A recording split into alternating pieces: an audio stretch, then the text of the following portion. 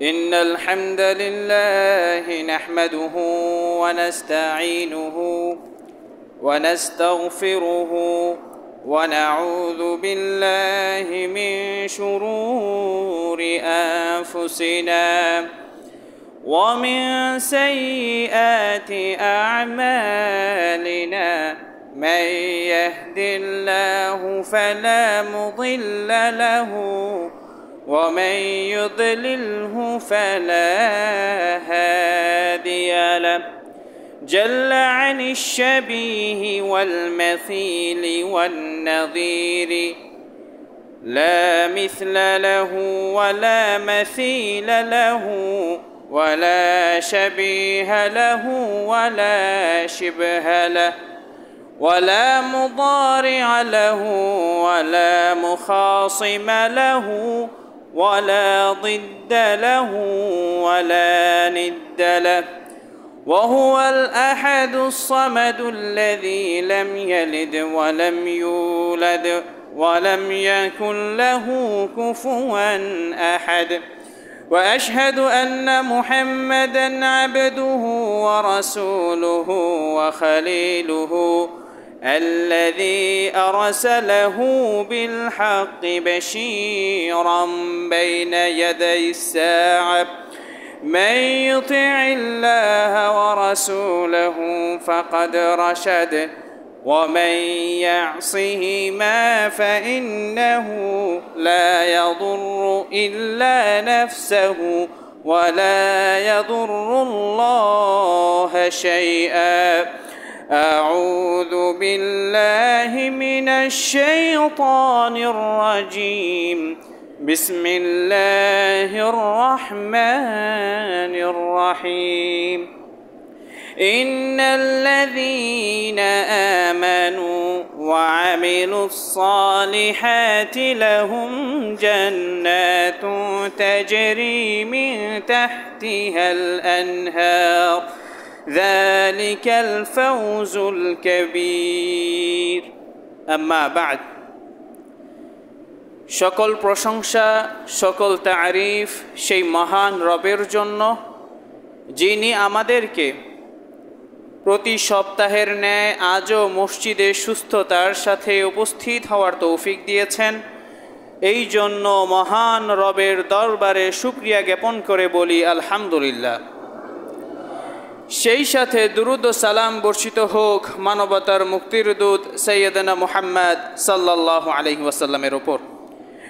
সম্মানিত উপস্থিতি, আজকে যে টপিকটি নিয়ে আপনাদের সামনে আলোচনা করতে যাচ্ছি তা হলো আ'মালুন ওয়া আকওয়ালুন তুদখিলুকাল জান্নাহ।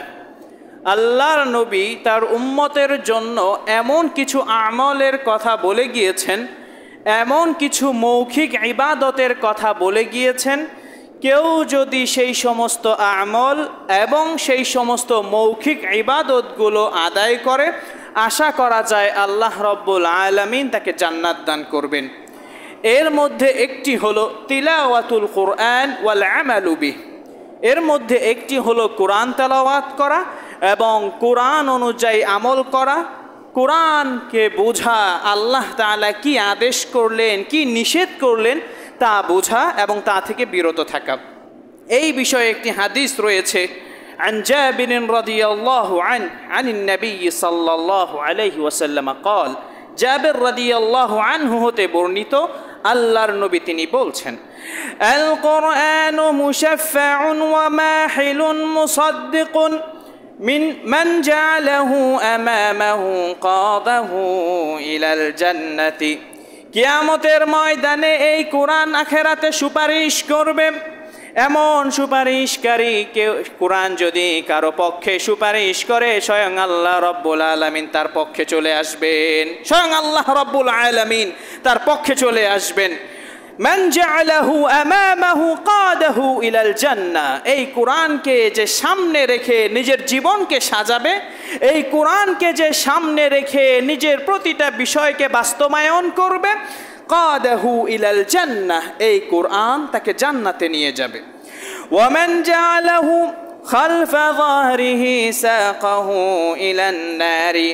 আর এই কোরআনকে যদি কেউ পিছনে রেখে দেয়, দুনিয়ার যা আছে সব কিছুই সে করে, কিন্তু হালাল না হারাম কোনোদিনও সে বাছ বিচার করে না। হালাল না হারাম কোনোদিন সে ভেবে চিন্তেও দেখে না, কারো কাছে জিজ্ঞেসও করে না। এইভাবে কেউ যদি কোরআনকে ছুঁড়ে ফেলে দেয়, কোরআনের সাথে কোনো সম্পর্ক যদি তার না থাকে, এই কোরআন তাকে জাহান্নামের দিকে নিয়ে যাবে। এই কোরআনের কারণে সে জাহান্নামে চলে যাবে, কারণ এই কোরআন আখেরাতে মামলা করবে কোন বান্দা কোরআন পড়েছে আর কোন বান্দা কোরআন পড়েনি। যারা কোরআন পড়েছে, কোরআন বুঝার চেষ্টা করেছে, তাদের জন্য কোরআন জান্নাতে নিয়ে যাবে। আর যারা কোরআন পড়েওনি, কোরআন বুঝেওনি, সময় থাকা সত্ত্বেও কোরআন সে ধরেও দেখেনি, এমন ব্যক্তি যারা আছে তাদেরকে এই কোরআন আখেরাতে আল্লাহ রাব্বুল আলামিনের কাছে তারা মামলা করবে, মামলা করে ওই ব্যক্তিকে জাহান্নামে নিয়ে যাবে। হাদিসটি হলো ইবনে হিব্বানের 124 এবং সাহিহুত তারগিব নামক গ্রন্থের 1423 নম্বর হাদিস। অন্য এক বর্ণনায় রয়েছে আন আয়েশা রাদিয়াল্লাহু আনহা قالت, আয়েশা রাদিয়াল্লাহু আনহা তিনি বলছেন, قال رسول الله صلى الله عليه وسلم, আল্লাহর নবী একদিন বললেন, আল্লাযী ইয়াকরাউল কুরআনা ওয়া হুয়া মাহিরুন বিহি মা'আস সাফারাতিল কিরামিল বারারা। দুনিয়ার বুকে যে বান্দা কোরআন পড়ে, কোরআন বুঝার চেষ্টা করে, এই কোরআন দিয়ে জীবনটাকে সাজায়, কোরআনের ভিতরে আল্লাহ তাআলা যা আদেশ করেছেন তা মেনে নেয়, যা নিষেধ করেছে তা থেকে বিরত থাকে, ওই ব্যক্তি কিয়ামতের ময়দানে নবীদের সাথে জান্নাতে থাকবে। মা'আস সাফারাতিল কিরামিল বারারা, হয়তো সম্মানিত নবীদের সাথে তার জান্নাত হবে, অথবা আল মালাইকাতুল মুকাররামুন আল মুকাররাবুনা ইলাল্লাহ, যেই সমস্ত ফেরেশতারা আল্লাহ তাআলার সবচেয়ে কাছের ফেরেশতা, তাদের সাথে এই সমস্ত কোরআনের সাথে যারা সম্পর্ক রাখে, এই সমস্ত বান্দারা কিয়ামতের ময়দানে ওই সমস্ত ফেরেশতাদের সাথে জান্নাতে থাকবে। তারপরে আল্লাহর নবী বলছেন, ওয়াল্লাযী ইয়াকরাউল কুরআনা ওয়া ইয়াতা'তাহু বিহি, কেউ যদি কোরআন পড়ে এবং কোরআনটাকে নিয়ে এসে জীবন যাপন করে, কোরআন মোতাবেক জীবনকে কেউ যদি সাজায়, ওয়া হুয়া আলাইহি শাকুন লাহু আজরান। এক শ্রেণীর মানুষ আছে যারা কোরআন খুব সুন্দর করে পড়তে পারে, আরেক শ্রেণী হলো যারা কোরআন পড়তে কষ্ট হয়, ঠেকে ঠেকে কোরআন পড়ে। আল্লাহর নবী তাদের জন্য বলছেন, যাদের কোরআন পড়তে কষ্ট হয় তাদের জন্য আল্লাহ রাব্বুল আলামিন প্রতিটি হরফে 2টি করে নেকি দান করবেন, আর এই 2টি নেকি 20টি নেকির সমপরিমাণ হয়ে যাবে। হাদিসটি হলো সাহিহুল বুখারী 4937 এবং সাহিহুল মুসলিমের 798 নম্বর হাদিস। অন্য এক বর্ণনায় রয়েছে, কিয়ামতের ময়দানে যারা দুনিয়ার বুকে কোরআন হিফজ করেছে, কোরআন হিফজ করে কোরআন মোতাবেক জীবন যাপন যারা করেছে, কোরআন পড়েছে, কোরআনের সাথে যারা সম্পর্ক স্থাপন করেছে, তাদের সম্পর্কে আল্লাহর নবী বললেন, عن عبد الله بن عمر رضي الله عنه أن رسول الله صلى الله عليه وسلم قال, আব্দুল্লাহ বিন ওমর রাদিয়াল্লাহু আনহু তিনি বলছেন, আল্লাহর নবী বললেন, ইকালু লিসাহিবিল কুরআনি ইকরা ওয়ারতাকি ওয়ারাতিল কামা কুনতা তুরাতিলু ফিদ দুনিয়া। প্রতিটি কোরআনের হাফেজ, যারা কোরআনকে নিয়ে জীবন যাপন করেছে, সব হাফেজ নয়, এক শ্রেণীর হাফেজ আছে, কোরআন যে হেফজ করেছে এরপর থেকে কোরআনের সাথে আর কোনো সম্পর্ক নেই, সে যে হাফেজ এখন দেখলে মনেও হয় না যে সে হাফেজ। কোরআন বলে এক পথে চলতে, বলে এক পথে, সে চলে আরেক পথে। ওই সমস্ত হাফেজ, ওই সমস্ত কোরআন তেলাওয়াতকারীর কথা বলা হয়নি, বরং বলা হয়েছে যারা কোরআনের সাথে সম্পর্ক স্থাপন করে, কোরআন হিফজ করে, কোরআনের মোতাবেক চলে, ওই সমস্ত ব্যক্তিদেরকে কিয়ামতের ময়দানে বলা হবে, ইকরা ওয়ারতাকি। আল্লাহ রাব্বুল আলামিন বলবেন, ও আমার বান্দা, তুমি কোরআন তেলাওয়াত করতে থাকো, ওয়ারতাকি, এবং তুমি তোমার মর্যাদায় মর্যাদার ওপরের স্থানে তুমি পৌঁছতে থাকো। কোরআন তেলাওয়াত করো আর তুমি তোমার মর্যাদার সুউচ্চ স্থানে পৌঁছতে থাকো। ওয়ারাতিল কামা কুনতা ফিদ দুনিয়া, দুনিয়ায় যেভাবে কোরআন তেলাওয়াত তুমি করতে আজকে সেইভাবে তুমি কোরআন তেলাওয়াত করো। ফাইন্না মানজিলাকা ইনদা আখিরি আয়াতিন তাকরাউহা, তোমার জান্নাতের মধ্যে সুউচ্চ স্থানের মধ্যে হতে সেই জায়গাটাই হবে তোমার স্থান, যে এই স্থানে তুমি কোরআন তেলাওয়াতকে থামাবে। যার পরে তুমি যদি আর পড়তে না পারো ওই স্থানটাকে দেয়া হবে তোমার জন্য জান্নাতের স্থান, তুমি সেই স্থানে থাকবে। হাদিসটি হলো আবু দাউদের 1464, তিরমিজির 2914, মুসনাদে আহমদের 6799 নম্বর হাদিস। এটা হলো যারা কোরআনকে নিয়মিত পড়ে, কোরআনের পাঠক যারা হয়, কোরআনকে যারা নিয়মিত বোঝার চেষ্টা করে তাদের জন্য ফজিলত।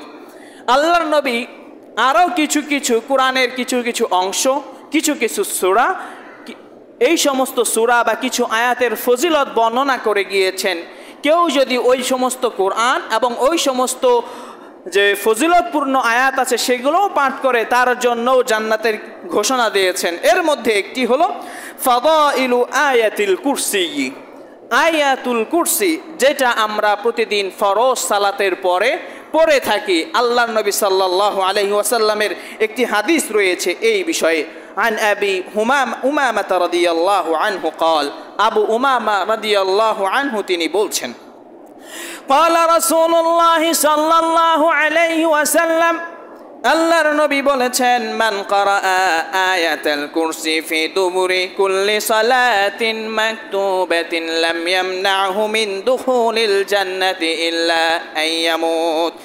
আল্লাহর নবী বললেন, কেউ যদি প্রতিদিন 5 ওয়াক্ত সালাতের পরে আয়াতুল কুরসি পাঠ করে, আল্লাহর নবী বললেন সে তার জন্য জান্নাতে যাওয়া থেকে কোনো বাধা নাই, একমাত্র মৃত্যু ছাড়া। তার মৃত্যু হবে, আল্লাহ রাব্বুল আলামিন তার নামটা জান্নাতীদের কাতারে লিখে দিবেন, সে জান্নাতবাসী হবে।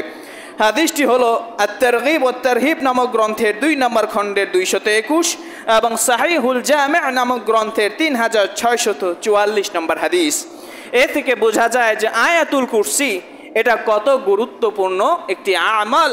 আল্লাহর নবী নিজেও পড়তেন এবং সাহাবীদেরকে শিক্ষা দিয়েছেন, যাতে করে সাহাবীরা তার পরবর্তী উম্মত যারা হবে তাদেরকে শিক্ষা দেবে। এইভাবে যুগে যুগে মানুষেরা এই আমলগুলো, যে আমলগুলো করলে খুব সহজে আল্লাহ তাআলার সন্তুষ্টি অর্জন করা যায়, এইভাবে শিক্ষা দেওয়া হয়েছে। এই জন্য আমাদের এই আমলগুলো করা উচিত এবং আমরা যারা শুনেছি এবং যারা শুনেনি তাদের কাছে এই আমলের বাণীগুলো পৌঁছে দেওয়া উচিত। তারপরে ফাদলু সূরাতুল মুলকি, সূরাতুল মুলক, সূরাতুল মুলক নামে একটি সূরা আছে। এই সূরা সম্পর্কে আল্লাহর নবী বলছেন, আন আনাস রাদিয়াল্লাহু আনহু قال, قال رسول الله صلى الله عليه وسلم, আনাস রাদিয়াল্লাহু আনহু তে বর্ণিত আল্লাহর নবী তিনি বলছেন, সূরাতুম মিনাল কুরআনি মা হিয়া ইল্লা 30 আয়াতান খাসামাত আন সাহিবিহা হাত্তা আদখালাতহুল জান্নাতু ওয়া হিয়া তাবারাকাল্লাযী বিয়াদিহিল মুলক। কোরআনে একটি সূরা আছে, সেই সূরাটিতে 30টি আয়াত আছে।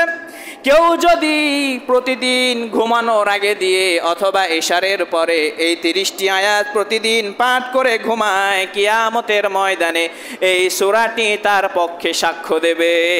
এই সূরাটি কিয়ামতের ময়দানে আল্লাহ তাআলার সাথে কথা বলবে যে, হে আল্লাহ, এই ব্যক্তিটা প্রতিদিন সে সূরাতুল মুলক তেলাওয়াত করত, হাত্তা আদখালাহুল জান্নাহ, যতক্ষণ পর্যন্ত না আল্লাহ তাআলা ওই সূরাতুল মুলক পাঠকারীকে জান্নাতে প্রবেশ না করাবেন, ততক্ষণ পর্যন্ত এই সূরাতুল মুলক আল্লাহ তাআলার সাথে কথা বলতেই থাকবেন।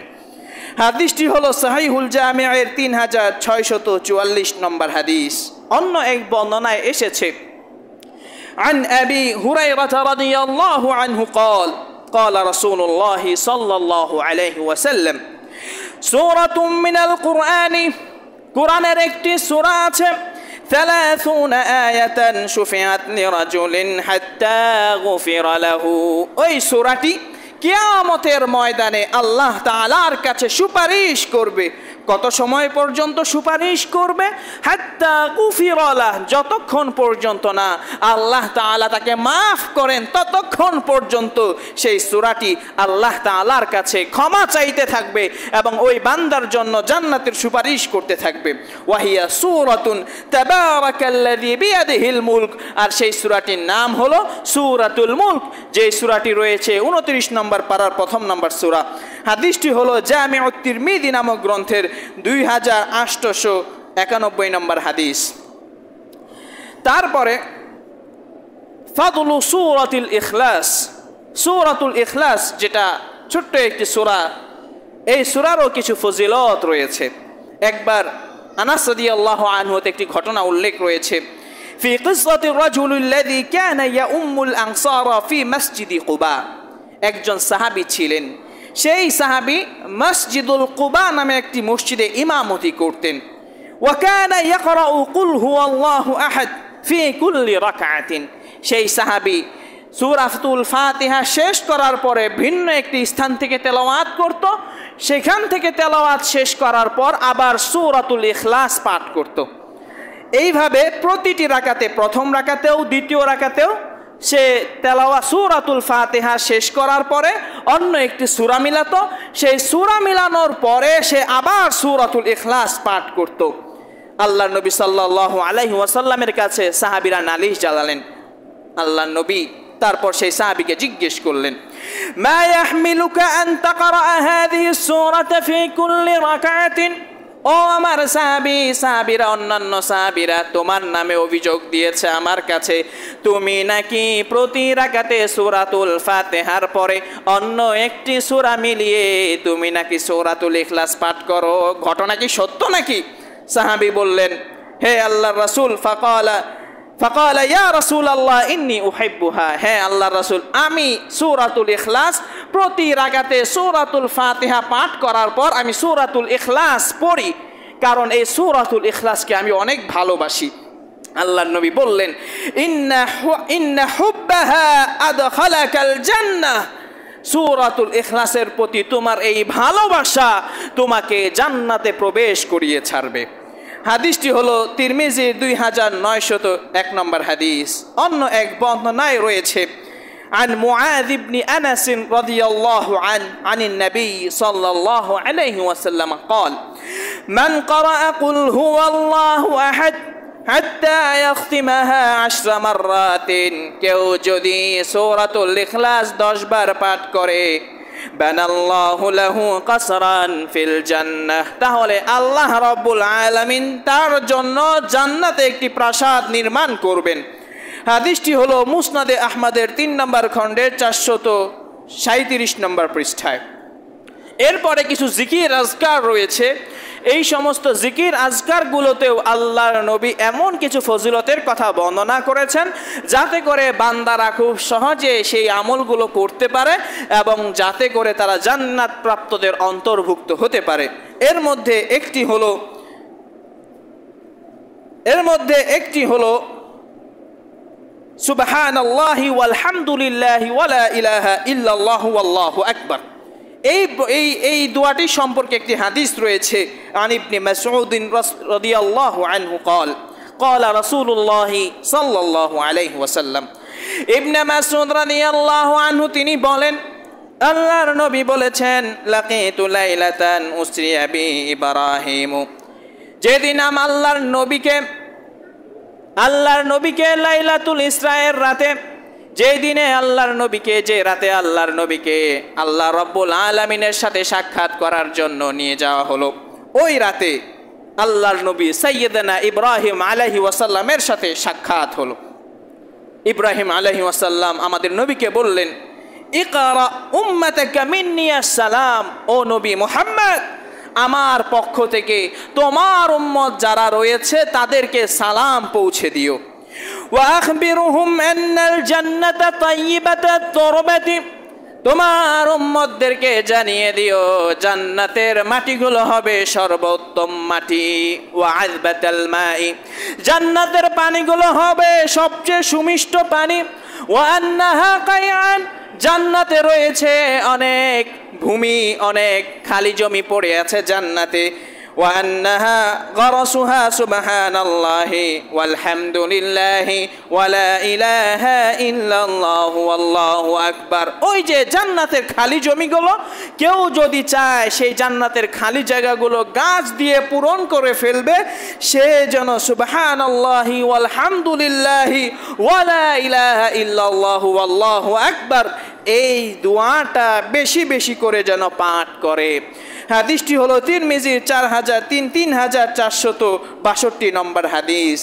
অন্য এক বর্ণনায় রয়েছে عن جابر رضي الله عنه قال قال رسول الله صلى الله عليه وسلم من قال سبحان الله العظيم وبحمده غرست له نخلة في الجنة। কেউ যদি বলে সুবহানাল্লাহি ওয়া বিহামদিহি সুবহানাল্লাহিল আযীম অথবা সুবহানাল্লাহিল আযীম ওয়া বিহামদি, কেউ যদি এই দোয়াটি পাঠ করে, আল্লাহ নবী বলছেন জান্নাতে তার জন্য জান্নাতে একটি খেজুর গাছ রোপণ করে দেওয়া হয়। হাদিসটি হলো তিরমিজির 3464 নম্বর হাদিস। অন্য এক বর্ণনায় এসেছে আল্লাহর নবী একদিন পথ দিয়ে হেঁটে যাচ্ছিলেন। عن أبي هريرة رضي الله عنه أن رسول الله صلى الله عليه وسلم مر به وهو يغرس। আল্লাহর নবী পথ দিয়ে হেঁটে যাচ্ছিলেন আর একজন সাহাবী আবু হুরায়রা রাদিয়াল্লাহু আনহু তিনি গাছ লাগাচ্ছিলেন। আল্লাহর নবী আবু হুরায়রা রাদিয়াল্লাহু আনহুকে দেখে বললেন فقال يا أبا هريرة ما الذي تغرس। হে আবু হুরায়রা, কি ব্যাপার তুমি হঠাৎ করে গাছ লাগাচ্ছ, এর কারণ আবার কি? قال غراسا لي يا رسول الله। হে আল্লাহর নবী, এগুলো আমার গাছ, তাই আমি লাগাচ্ছি। আল্লাহর নবী বললেন আলা আদুল্লুকা আলা গরাসিন খায়রুন লাকা মিন হাদা। ও আবু হুরায়রা, তুমি যে দুনিয়ার বুকে যে গাছ লাগাচ্ছ, আমি কি এর থেকে উত্তম গাছের সুসংবাদ তোমাকে দিব না? এই কথা যখন বলল, ক্বালা বালা ইয়া রাসূলুল্লাহ। আবু হুরায়রা রাদিয়াল্লাহু আনহু জবাবে বললেন, হে আল্লাহর নবী, আপনি বলেন, আমি শুনছি। ক্বালা সুবহানাল্লাহি ওয়ালহামদুলিল্লাহি ওয়ালা ইলাহা ইল্লাল্লাহু ওয়াল্লাহু আকবার। তুমি যদি সুবহানাল্লাহি ওয়ালহামদুলিল্লাহি ওয়ালা ইলাহা ইল্লাল্লাহু ওয়াল্লাহু আকবার এই দোয়াটি পাঠ করো, ইউগরাসু লাকা বিকুল্লি ওয়াহিদাতিন শাজারাতুন ফিল জান্নাহ। প্রতিবার পড়ার কারণে প্রতিটি বারে এক একটি গাছ তোমার জন্য জান্নাতে রোপণ করা হয়ে যাবে। হাদিসটি হলো ইবনে মাজাহ 3808 এবং আত-তারগীব ওয়াত তারহিব নামক গ্রন্থের 2 নম্বর খণ্ডের 244 নম্বর পৃষ্ঠা। তারপরে আরও একটি দোয়া আমরা প্রায় অনেকেই জানি, কিন্তু গাফলতির কারণে আমরা অনেক সময় সেই দোয়াটি পাঠ করতে ভুলে যাই। তা হলো অজুর পরের দোয়া।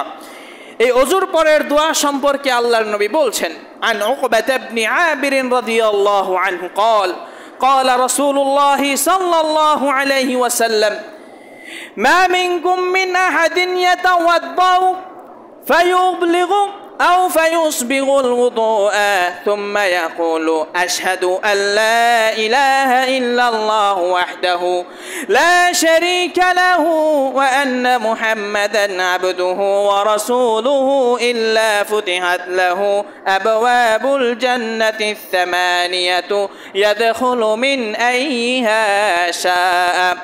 আল্লাহ নবী বললেন, তোমাদের কেউ যখন ওযু করে সে যেন পরিপূর্ণ রূপে অজু করে, ভালো করে অজু করে।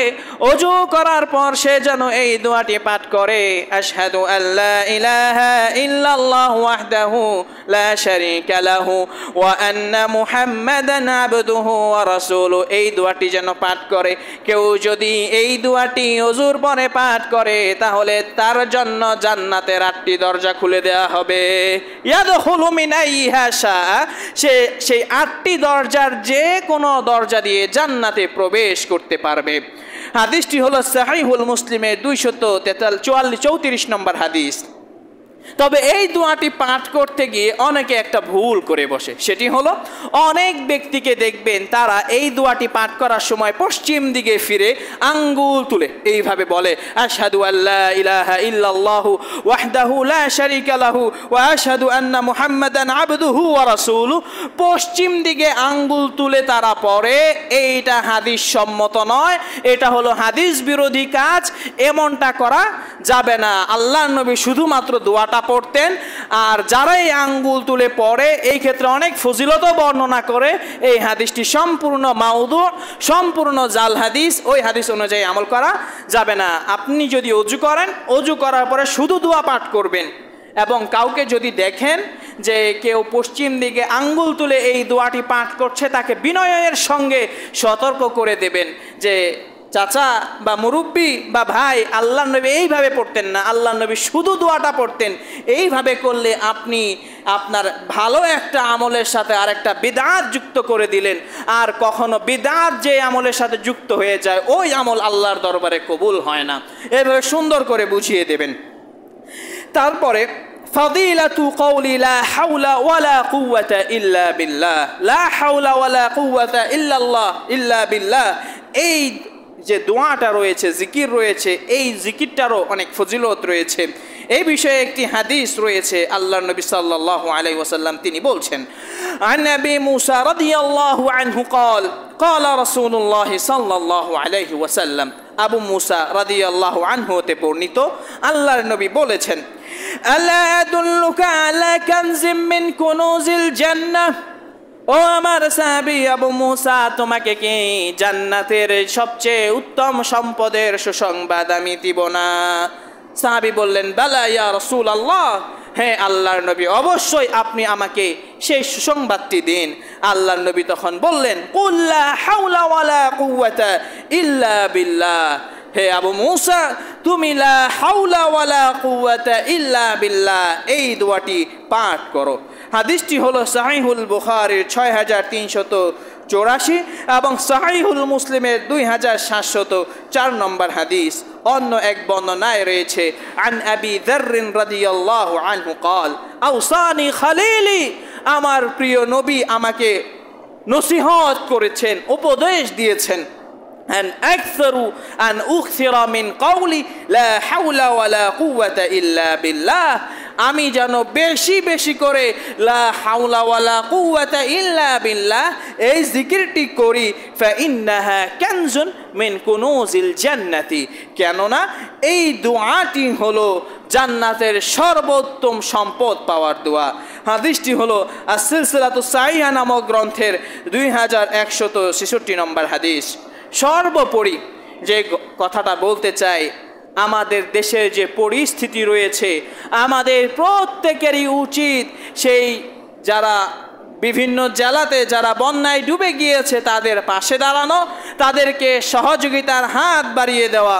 কেননা যদি আমরা এই বিপদে যারা পড়েছে তাদেরকে যদি সহায়তার হাত না বাড়িয়ে দেই, আখেরাতে কিভাবে আমরা ধরা পড়ব, এই প্রসঙ্গে আল্লাহর নবী তিনি বলছেন, عن أبي هريرة رضي الله عنه أن رسول الله صلى الله عليه وسلم قال, আল্লাহর নবী বলছেন, إن الله عز وجل يقول يوم القيامة يا ابن آدم مرضت فلم تعدني فلم تعدني, আল্লাহর নবী কিয়ামতের ময়দানে বান্দাদেরকে বলবে, হে আমার বান্দা, আমি দুনিয়াতেও অসুস্থ ছিলাম, তুমি তো আমার সেবা করতে আসোনি।